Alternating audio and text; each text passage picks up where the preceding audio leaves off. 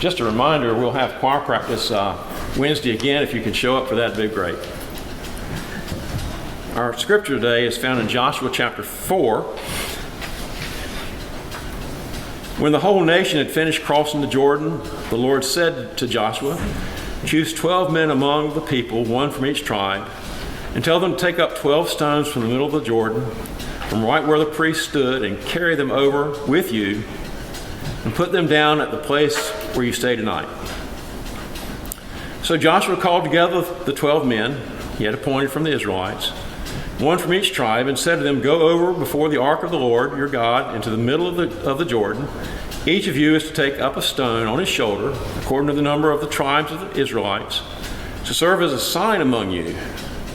In the future, when your children ask you, 'What do these stones mean?' tell them that the flow of the Jordan was cut off before the ark of the covenant of the Lord.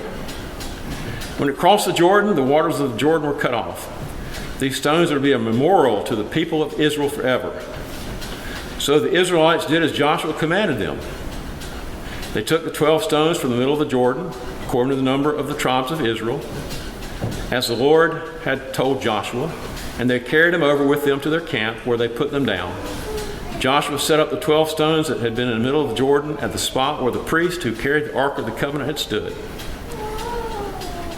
And they are there to this day. Now the priest who carried the Ark remained standing in the middle of the Jordan until everything the Lord had commanded Joshua was done by the people. Just as Moses had directed Joshua, the people hurried over, and as soon as all of them had crossed the ark of the Lord, and the priest came to the other side of it while the people watched. The men of Reuben and Gad and half the tribe of Manasseh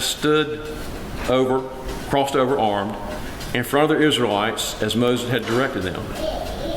About 40,000 armed for battle crossed over before the Lord to the plains of Jericho for war. That day the Lord exalted Joshua in the sight of Israel, and they revered him all the days of his life, just as they had revered Moses. Then the Lord said to Joshua, "Command the priests carrying the ark of the testimony to come up out of the Jordan." So Joshua commanded the priests come up out of the Jordan, and the priests came up out of the river carrying the ark of the covenant of the Lord. No sooner had they set their feet on the dry ground than the waters of the Jordan returned to their place and ran at flood stage as before. And Joshua set up at Gilgal the 12 stones they had taken out of the Jordan. He said to the Israelites, "In the future, when your descendants ask their fathers, 'What do these stones mean?' tell them, 'Israel crossed the Jordan on dry land. The Lord your God dried up the Jordan before you until you had crossed over. The Lord your God did to the Jordan just as he had done to the Red Sea, when he dried it up before us until we had crossed over. He did this so that all the peoples of the earth might know that the hand of the Lord is powerful, and so that you might always fear the Lord your God."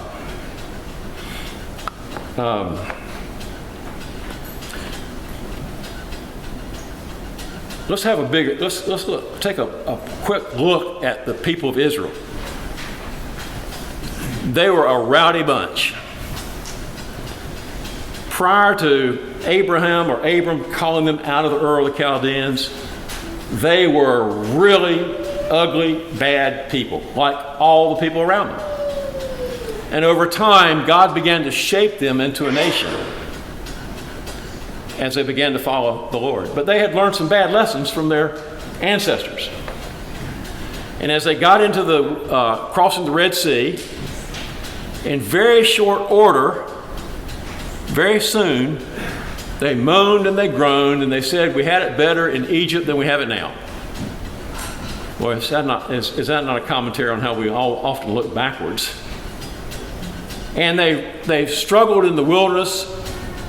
God gave them water as a miracle. God gave them manna from heaven, which they grumbled about, and finally God gave them the quail that they would eat that made them sick, and they rambled around for 39 years and 9.5 months in the wilderness. Now, some have said they were lost that long because Moses was a man and he wouldn't stop and get directions. I don't know if that's true. But there's a vast land out there. I don't know if they even knew they were going in circles. But the point of the matter is, this new generation, all the old generation had passed away in the wilderness. And they had only heard of the crossing of the Red Sea by this time, right? They'd only heard about it. So what God does is another miracle of a crossing in order to emblazon in their hearts and their experience that God is still God and God's in charge. And as he was with Moses, he will be with Joshua. That's the point. Lessons from the river. First of all, sometimes things seem ridiculous. I think when the whole nation had finished crossing the Jordan, God said, choose 12 and go do these stones. What is the point of that? That seems kind of absurd at first glance, does it not? It certainly does. I mean, think about how many things we believe as Christians that seem ridiculous now to the world in which we live. A lot of what you and I believe seems ridiculous. Who in the world would ever give 10% of their income to the church? That's ridiculous, is it not? And we find that all kinds of things that we do today are perceived, at least, as being a little bit ridiculous.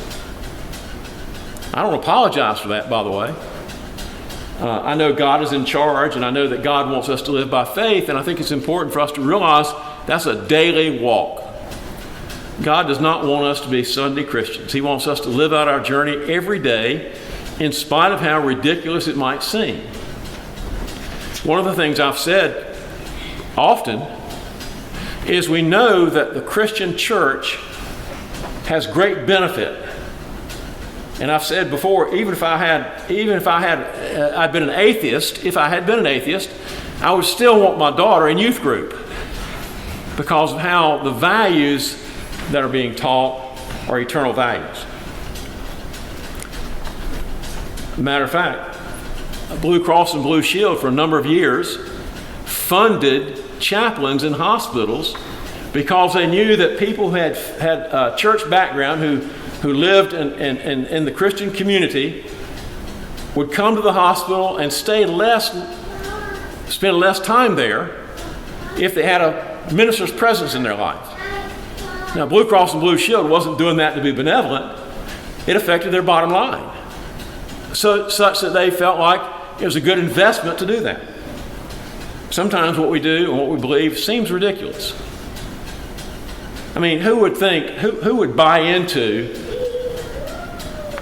maybe we haven't, but who would buy into, in the beginning God created heavens and earth? Well, some of the staunchest physicists in the world today are scratching their head because they can't still figure out how it happened. And they've even said no amount of time can satisfy the question of how it happened. No amount of time. Well, the next point is, it's a memorial. In the future, when your children ask, what do these stones mean? Tell them that the flow of the Jordan was cut off before the Ark of the Covenant of the Lord. Wow. It's a memorial. Now, I would say that, and I've experienced this myself, I would say that many of us ought to consider writing letters of thank you to people who've built into our lives over the years. Because none of us live and die on our own. Now, I've got a story I'm going to tell, and it's not about me, and I hope I can get through it, because it's pretty emotional. A young boy in the 5th grade came into 5th grade as pretty much a ragamuffin, worn in tattered clothing, very little financial help at all at home, very little parental help in getting to school. He just came to school. And he was reading on a 2nd grade level as he entered 5th grade. And the kids were ruthless as it related to him. They did not know that his mother had died. he was withdrawn and sit by himself and had nothing to do with other people. And then all of a sudden, it's the teacher's birthday. And he's wondering what in the world can he do for his teacher's birthday. And so they opened the presents that day in the classroom. They were having fun, and it came his time. He had gotten a very inexpensive bottle of cologne and some worn out beads that he wrapped up for his teacher. And the teacher, seeing the look on the other students' faces, took the high ground. She immediately put some cologne on and smelled it and said, "Oh, it smells so good." She immediately put the beads on her wrist and said, "These are wonderful beads. What a wonderful gift." The little boy, Terry was his name, began to sit up straight. And the other kids began to not tease him so ruthlessly because they saw the reaction that the teacher had and his reaction. It turned out that the cologne that he gave was his mother's cologne before she died. And the beads were beads that her husband had given her on their wedding night as a gift. And little Terry was blown away. So fast forward a number of years later, little Terry graduates second in his class in high school. A kid who could not read beyond second grade level when he entered the fifth grade. So she got in the mail, she got a little note from Terry saying, "I'm graduating next week from school, and I want you to be the first one to hear the news." She was blown away. Second in his class. Well, he went off to college. She had forgotten about him somewhat, even though, you know, how teachers can remember and forget on call probably. And 4 years later, she gets a note in the mail from Terry saying, "I'm graduating from college next week, and I'm the college valedictorian." Blown away again. Blown away again. Wow. And I wanted you to be the first to know. 4 years later, he graduates from medical school, top of his class. And this time she gets the following note from Dr. Theodore Stratting. "I'm graduating today from medical school. I'm entering residency, and I want you to be the first to know." 4 years later, he's graduating from residency. He sends her a note, "Dr. Theodore, and I want you to be the first to know."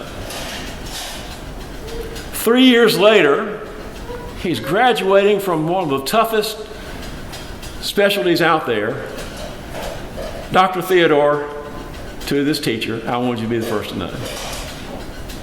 She had no idea the impact of how she reacted to that cologne and that little bracelet would have on this kid's life.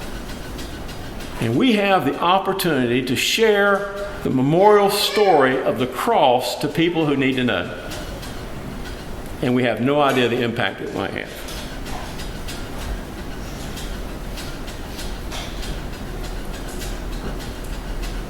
It creates a holy moment. Joshua set up the 12 stones in the middle of the Jordan on the spot where the priest stood. So there are two sets of stones here. One set is set right in the middle of the Jordan where the Ark of the Covenant was. The others are set in a different location, and they find a holy moment. And when we have these events happen in our lives, they are holy moments. And we find ourselves needing to take a step back and worship the Lord as we experience these holy moments, giving God the glory and the credit for what He has done. A Memorial Day. Next, it prepares us for battle. People hurried over, and as soon as all of them had crossed the ark of the Lord, and the priest came from the other side while the people watched, the men of Reuben, Gad, and half the tribe of Manasseh crossed over, armed in front of the Israelites, as Moses had directed them. See, what I think we have to recognize is that the church today is in a big battle with our culture. And the preparation that we can have as we celebrate the memorials, the things that God has done in our lives, those things can prepare us for battle. And I don't mean mean-spirited debates or mean conversation. I mean sharing the cologne on the wrist of your heart and the beads on the wrist of your soul to let other people know that Christ has risen. And there's reality in that. A number of years ago, one of my favorite preachers, he's deceased, he's been gone 20 years now probably. His name is E.V. Hill, a black preacher. He endured the hardships of the riots in L.A. years ago. He built an inner city ministry that was unbelievable. And he preached at my graduation from seminary. And he told the story. He was in Fair Park, Dallas. He said, many, many years ago, I came to the fairgrounds of Dallas, Texas. And I slept with my pet pig I'd entered into the state fair. He said, now I have a room at the Fairmont. Look at me. Isn't God good? But he told the following story. He said, when was God at his finest? When was God at his finest? He said, was God at his finest at creation? His answer, I don't think so. Was God at his finest when the children of Israel crossed the Red Sea? I don't think so. Was God at his finest when the prophets predicted the birth of Jesus?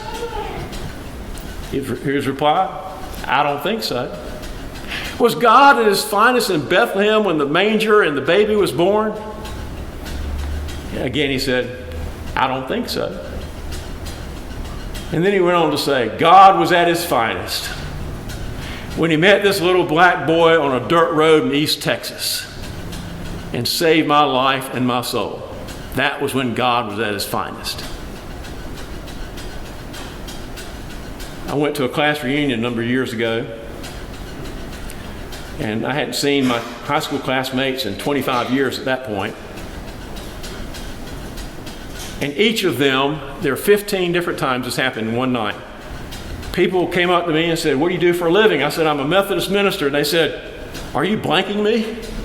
I'll not use the word they used. 15 times. During that time, I was able to talk about my faith in Christ and see people's eyes open for the first time. See, God in my life was at his finest on February 5th, 1972, and I memorialize that day in my life forever. That's when, in my life, God was at his finest. It's also a reminder of God's faithfulness. Think about this for a second. God has proven himself to be faithful time and time and time again, and sometimes we don't believe it. Is that true? God's faithfulness has never failed me and it's never failed you. Now, what sometimes fails people is the fantasy they have in their brains or in their hearts about who God is. You see, sometimes we picture God as being Santa Claus in the sky. He's making a list and checking it twice. He's going to find out who's naughty or nice. We have a real problem with grace. And God's grace will never disappoint you. He will be with you through thick and thin, through life and through death. Another famous preacher, Spurgeon, 17 years old, pastors a very large church in London. He came from an Anglican background, and his mother went up to him and said, I've prayed for you every day, but I think you've gone off the deep end. And quick-witted Spurgeon made the statement, God can do exceedingly and abundantly above all that you ask or think. He's a real fireball for Christ. Spurgeon was the kind of preacher that would never back down. His faithfulness is always present. As we understand the love of God daily in our lives, we can turn to God in whatever circumstance and realize we're in His presence. Nothing is surprising Him. He's got the whole world in His hands. He's got the whole world in His hands. He's got the whole world in His hands. And that includes you and me. Father, thank you for tuning in today to Horns Church. If this message has been helpful, feel free to give us a call at 252-237-4616. We'll be glad to talk with you about this or anything else related to your journey. God bless you and have a great week.